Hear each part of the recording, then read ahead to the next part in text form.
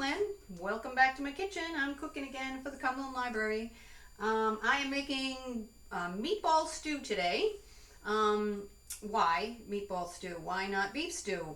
I love beef stew, but I don't love the beef part of it. I know that sounds weird.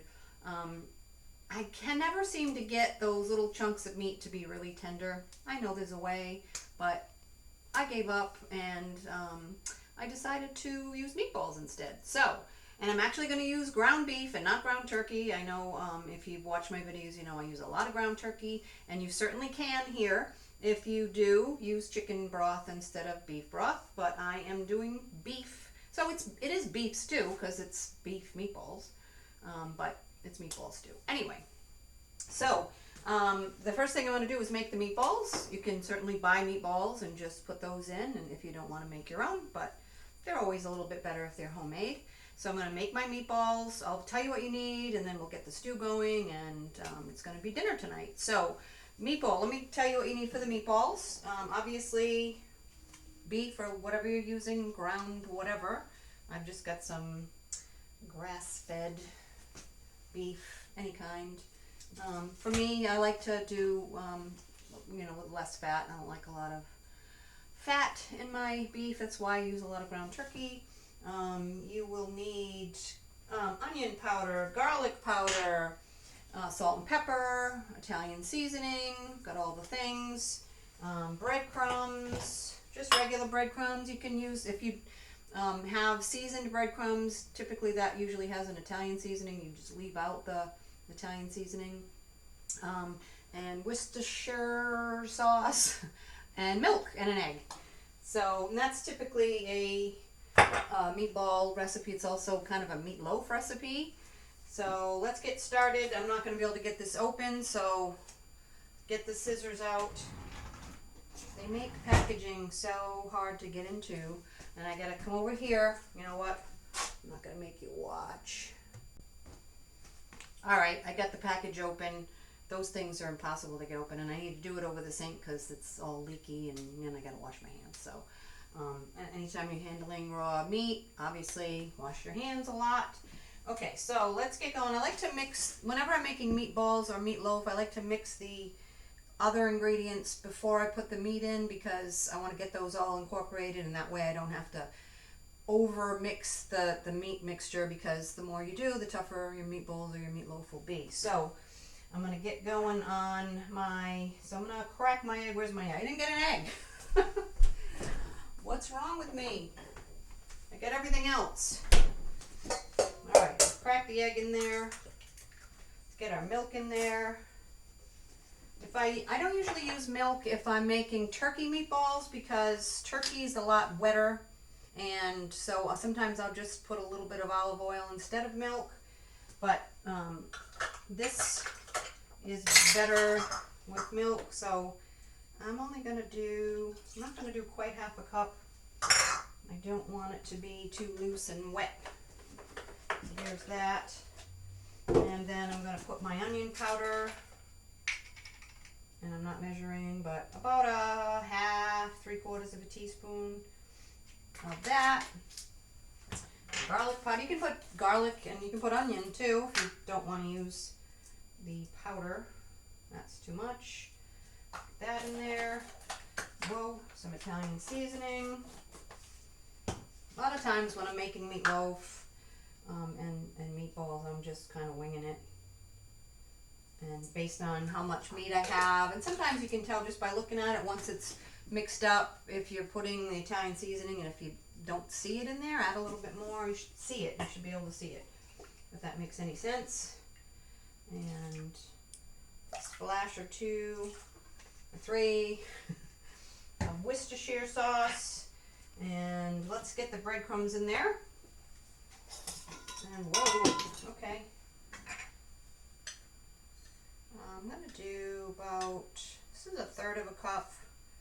You can add more if you need to. I'm going to start with that, and I'm going to use my hands.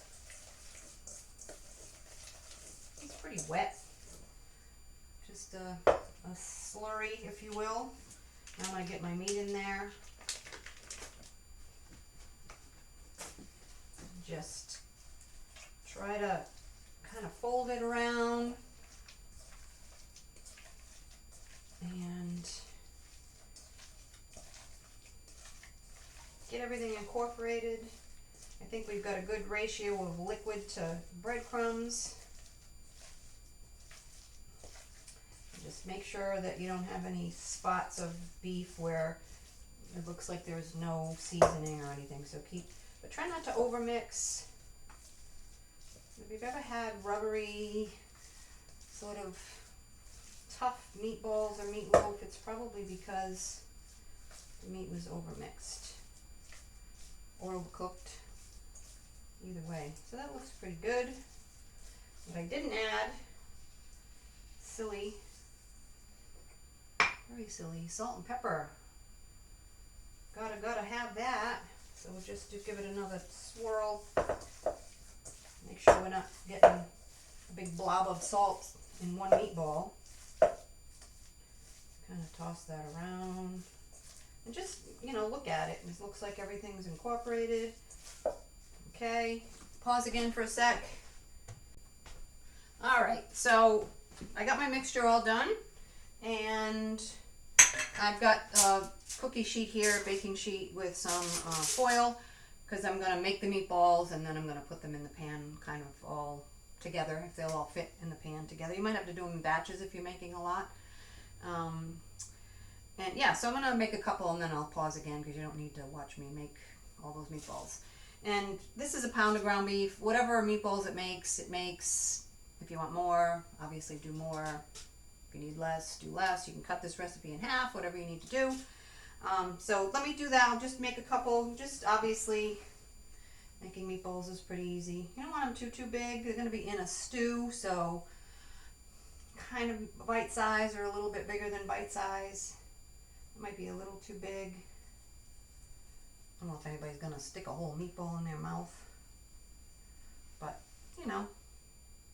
golf ball-ish, maybe a little smaller.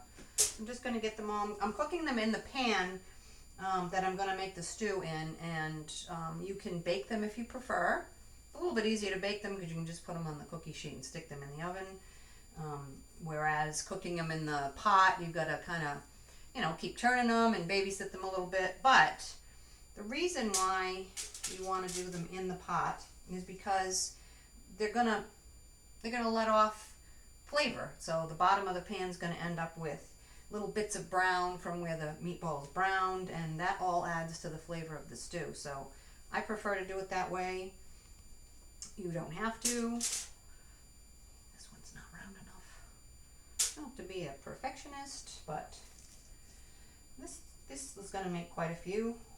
You can make the meatballs ahead and then throw your stew together. But I'm just rolling them around. You can wet your hands a little if they get too sticky yucky. But I'm just going to keep going with that. Pause again. I'll be right back. All right, so I finished making my meatballs. I got a good amount there. That'll fill the stew. Might even be too much for the stew. I don't know. It's only a pound of beef. But I like my soups and stews full of stuff. And because if it's going to be a meal, it needs to have stuff in it to fill me up. I don't want to be done eating dinner and still be hungry. So I got some olive oil in my pot, and I'm going to brown my meatballs in there. I covered the bottom mostly with the olive oil, and I'm waiting for it to heat up because I want that sizzle when I get the meatballs in there. I want to brown them. I want to get that good color on there because color is flavor. And then we'll get the stock going and get all that stuff going. And I'm probably going to pause a couple more times because watching me brown all these meatballs is probably going to be like time for you to take a nap. So I'll pause in between just so you can see what I'm doing. And then we'll get to the next step. So I'm not sure if we're ready here. I usually use my front burner, but for video purposes, I need to use this one. And I can't quite see. How you can tell is if your olive oil is wavy. You can see so we'll put one in. Nope, not ready yet. Getting there though, because I can hear it sizzling a little bit. You don't want to put them all in there if it's not ready, because then they'll just sit in the oil and they'll start soaking up the oil. But this guy's starting to sizzle, so I think we're just about ready to get that in there. Then I'll have to wash my hands again. I'm only going to use one. You know what? The heck with that. I'm going to wash my hand and use I'm going to use tongs so I don't have to keep washing my hands. Alright, so they're starting to sizzle. We'll get that in there.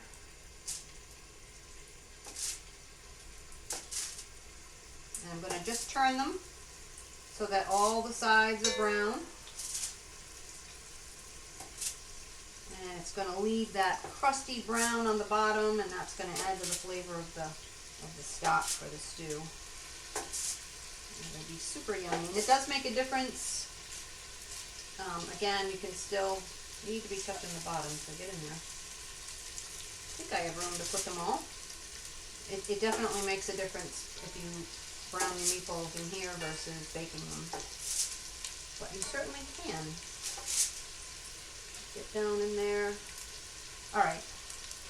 They all fit. They're all in there. And I'm going to give them a minute to get brown, and I'm going to turn them around. I'll come back and show you. Pause again. Alrighty. My meatballs are all brown. Nice and brown on all sides, and we've got our beautiful caramelized stuff on the bottom there. That's called fond, F-O-N-D, if you care to be fancy. So what we're going to do is we're going to deglaze a little bit and get that scraped off the bottom, because that's all flavor. You want that. You don't want to dump it out. Don't get rid of it. So we're just going to turn the heat back up a little. Pan is still hot. I'm just going to put a little, and I just want to, if you put it back on, so that looks like, oh my god, it's never going to come out, I'm going to have to scrub that for hours. If you put it back on the stove, put a little bit of liquid, it'll just scrape right off, and it'll become part of the flavor of your stew or your soup or whatever. It scrapes off very, very easily. And so, there's that.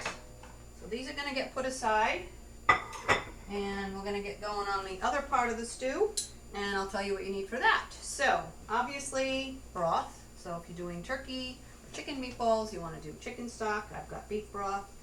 I have carrots, I have celery, I have onion, I have garlic. I'm going to be putting green beans in mine. And what else? I'm going to use a little bit of this beef bouillon. You can use the little cubes if you want, but I find those very salty. This is great stuff to have for sauces and all different kinds of things. And potatoes, and I think that's about it. As we go along, I'll probably think of something that I forgot. So I'm going to get my carrots and celery chopped up and my onion, get that in there. That's your mirepoix. That's the good start of any good soup or stew. I'm going to get that in there, and then we'll talk about next steps. I'm going to cut up, everything's washed. I'm going to cut up my celery. I've got like 2 stalks here, and this one, I like to put the little leaves in there because that's flavor also. A lot of people throw that away, but I do not. This is cooking down because I'm going to want to add some olive oil in there, and I want to saute my veggies in that deliciousness. So I'm going to slice these all the way to the top, and I'm going to include this beautiful celery leaves because they have lots of flavor. That should be enough celery. You can cut it smaller if you want. Alright, I'm going to shut that off for now. And I am not even going to peel my carrots. I'm going to chop them. These are tiny. Sometimes you get a bag of carrots. The carrots are enormous. Sometimes they're tiny. Unless you pick them out yourself individually, I guess you get what you get. But if they're not super, yucky, I guess for a better word, I don't bother to peel them. I just wash them real good and slice these bite size. And then you get to the little teeny tiny part. I don't know. So I have more carrots than I normally would put, only because they're so tiny. But it's okay. Like I said, I like a lot of stuff. Don't give me a soup or a stew that's all broth. That's not going to cut it for me. So it's March, and we're thinking about spring and what we're going to start cooking for spring. And you know, some people are probably already thinking about the grill. It's a little too early for me, but you know, it snowed last night, and we're supposed to get this big storm, and it turned out to be like nothing. But it's pretty cold, and it's still, you know, it's still cold in March. And that seems to be when we get all our snow here in New England. So I don't know, the weather has changed, and that's a lot of carrots. But anyway, let's keep going. Finish that up. I'm going to do an onion. And you can fast forward me if you don't want to watch me peel all this stuff. That's always an option for you. But put an onion in there.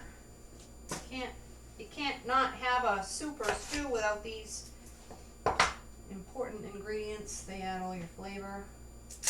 You make a stock with chicken bones or whatever, you're going to add all these things in to give it some flavor, because that's where your flavor comes from. Alright, so this will just be diced. Get out of my own way.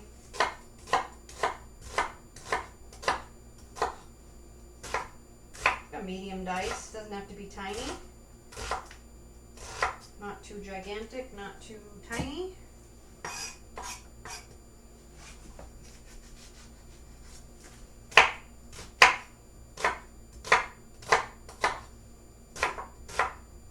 When it's winter time, I could eat soup and stew every night. But, you know, I don't want to bore my husband to tears with just soups and stews, but, alright, so. There's still quite a bit of liquid in there, but I am going to throw a little bit more olive oil in there, just for fun. And I get all my veggies in there. The pan's still pretty hot. It's already bubbling, so I'm just going to throw these all in. And I'm going to throw some of them on the stove. My stove is already dirty, so disregard that. All this is going in.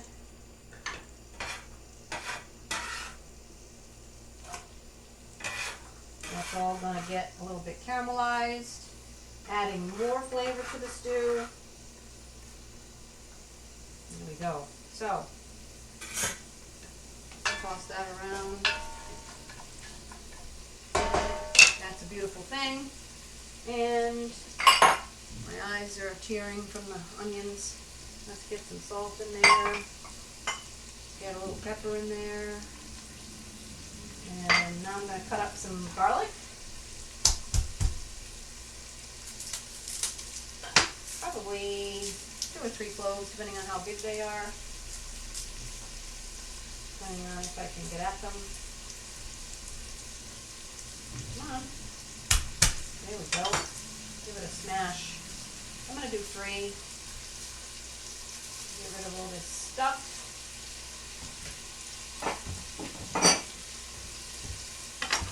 Clean up as I go along, but sometimes that doesn't work out.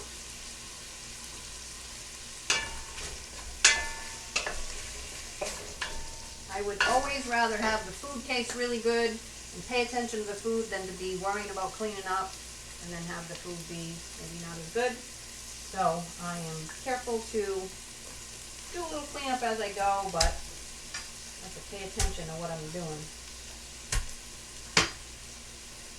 So I'm just going to get this minced up, smash it, give it a smash.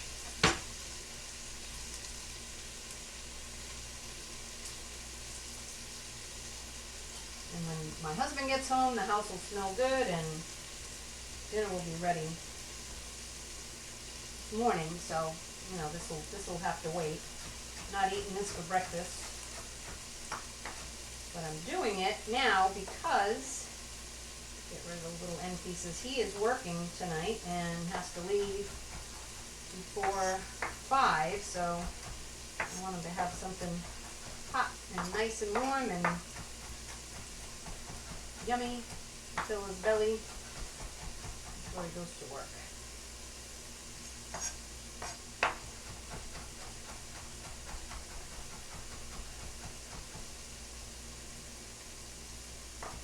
Just keep running over it until it's the size you want.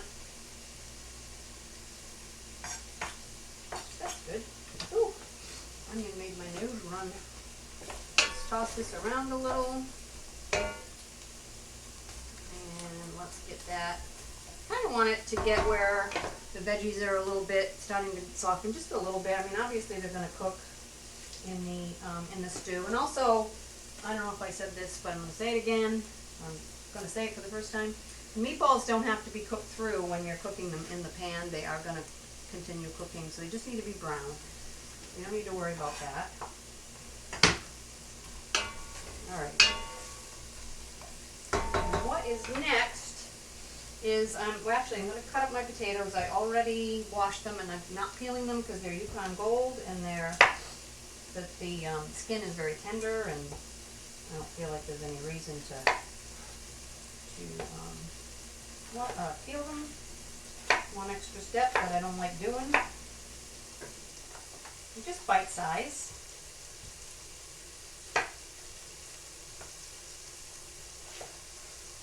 And any one of these things you don't like, leave it out. You want to add something, you want to add sweet potatoes, you can do that. I have 5 potatoes here. I don't know if I need them all,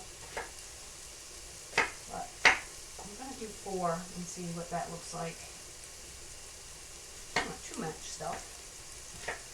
Is that possible to have too much stuff? So let's do a couple more. Cut that one funny, but that's alright. I'm trying to keep stirring this around so everything gets contact with the bottom. It's starting to look good. Everything's starting to cook down. It's almost time to throw the garlic in and the tomato paste. Did I say tomato paste? I probably didn't even tell you everything you need, but you're going to see it in the recipe. The recipe will be printed here. Alright, I think that's going to be enough potato. Should I do 3? I don't know. I'm not going to cut them all because I can always cut another one, but once it's cut, it's cut.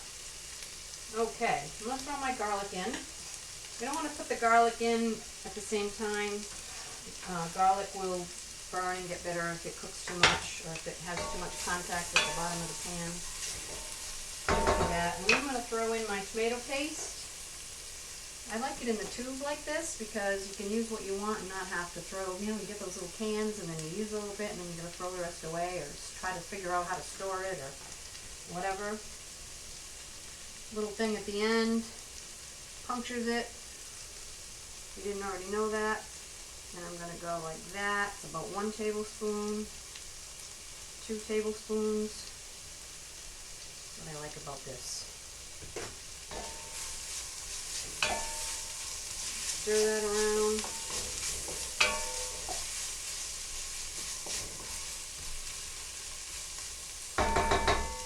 Pause for a sec. Or not. Alright, sorry, I had to take care of the runny nose off camera. Onions do that to me.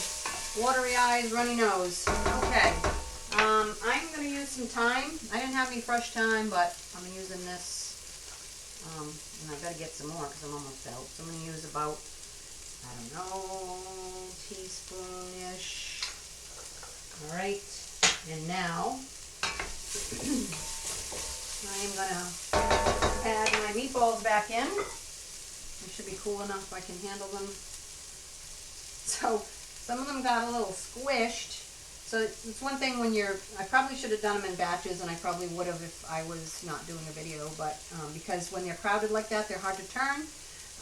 So it's best to do them in batches and keep them separate if you have room to turn them. If you're using tongs to turn them, sometimes they get squished and they end up looking a little messy, but who cares? You just don't want to squish them too much. I ended up using 2 forks to turn them. That was a little bit easier. And sometimes, you know, they fall apart. Who cares? Who cares? I'm going to turn this down. Way down for now. It's getting a little too hot. Get all those back. And this is going to be one really stuffed meatball stew. Alright, now I got to get my stock in there. So, see how hot that is.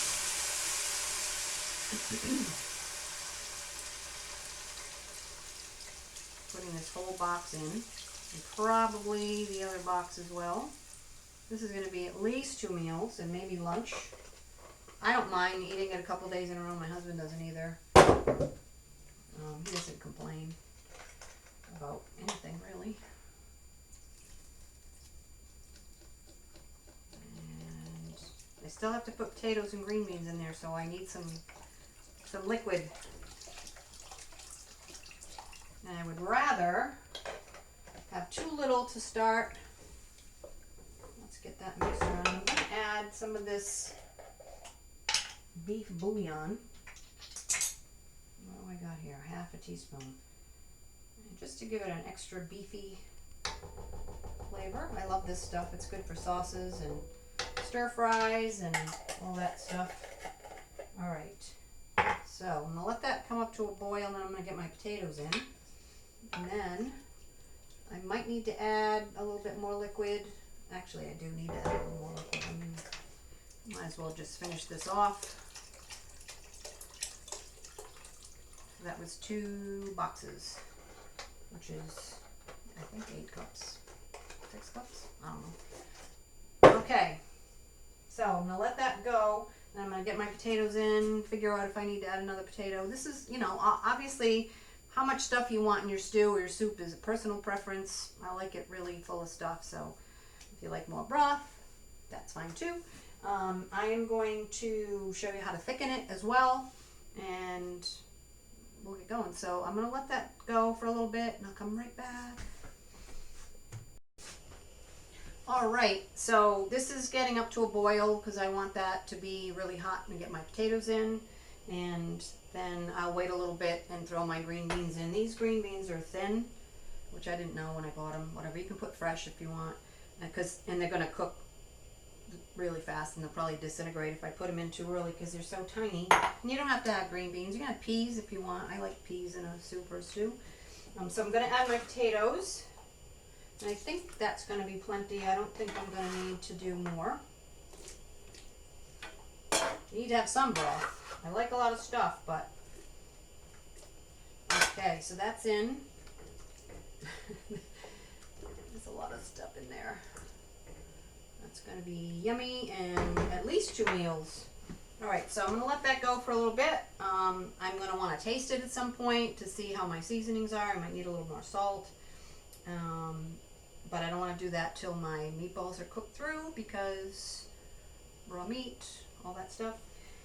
So the next thing I'm going to have to do, I'm not going to pause you again, but you won't notice because it'll just be a blip, is to thicken it. You can use cornstarch or flour. I'm using flour. I didn't have any cornstarch and I didn't feel like buying any. It's just, you can do that. You actually can thicken it with instant mashed potatoes if you want. I've done that before. I don't keep that in the house, but you know, I've done it in the past. So, but all right, so I've got 8 cups of broth in here. So and it's 1.5 teaspoons per cup of, so that's with flour. It's a little different with cornstarch. And so you want to make a slurry, but you need, I don't like to use water. You can use water and flour, but I like to use broth, and I didn't reserve any, so I took some out of there. And you want it to be cold, or cool anyway. You don't want it to be hot. You don't want lumps. Sometimes I get lumps, and it just happens. But, so I put some broth, I took some broth out of there, and it's nice and cool. So when I'm ready to thicken, I guess I could do it now. You know, and the thing about thickening is if you make it too thick, you can add some more broth if you have any, or water. You can add more of that bouillon and some water so you don't water it down too much. Or you can always add some more, you know, flour and thicken it up. You don't ever want to just throw your flour in there. You can also make a paste out of butter and flour, equal parts butter, flour, but for a stew this big, that would be an awful lot of butter. So I'm not doing that. So I'm going to whisk this into here, my cold broth, and get it nice and smooth. And the thing is that it's going to have to cook a little bit to cook the flour flavor out and also to thicken. So if you put it in and it's not looking thick right away, it's going to take a little bit to thicken. So, and if you're not sure, if you think it might be too much, you can always pour a little and see how it goes. You know, you might want your stew a little bit thinner. Everybody's different. I'm going to put the whole thing in there. And as it cooks down, it's going to thicken. That might even be 3 meals. Okay, so that is going to go for a while and bubble away, and then I'm going to put it down, let it simmer, and see where we're at thickness-wise and flavor-wise. And ooh, it's windy. And it's going to be a perfect day for stew because it's cold and windy and a little bit snowy out there. So I'm going to clean up, and I'll come back in a little bit. I'm going to throw my green beans in after the potatoes are almost cooked, and I'll see you in a few minutes. All right, I am back. I put my green beans in there. I threw another potato in there, and it's bubbling away, and it's getting nice and thick. If you can see that.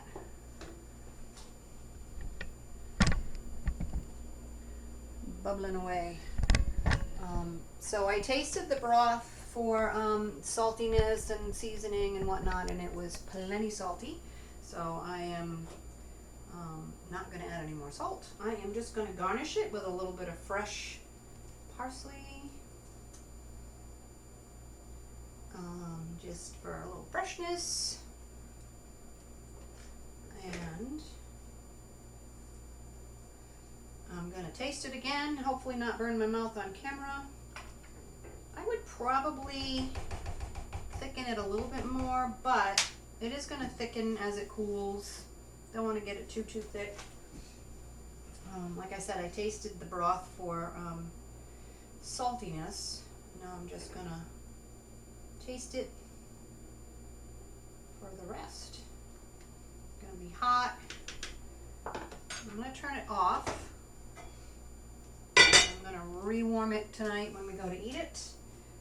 I was eating cereal, my breakfast, and now I'm eating beef stew. You know, anything goes. All right, let's see if I can do this without burning my mouth. The meatballs are nice and tender and not rubbery and bouncy and gluey. Potatoes are done. Believe it or not, the celery actually takes the longest. The carrots and the celery. Potatoes don't take as long. I'm just going to get a little teeny bit of the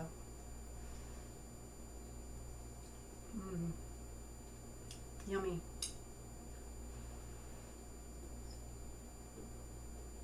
Potatoes are hot. Plenty salty. If you're using bouillon, be careful with the salt. Alexa, stop. My timer. Come on. It's going to be perfect for dinner.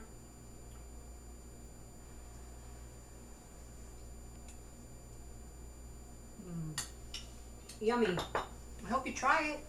Try it with regular stew meat too. You can brown the stew meat in there just like you did the meatballs.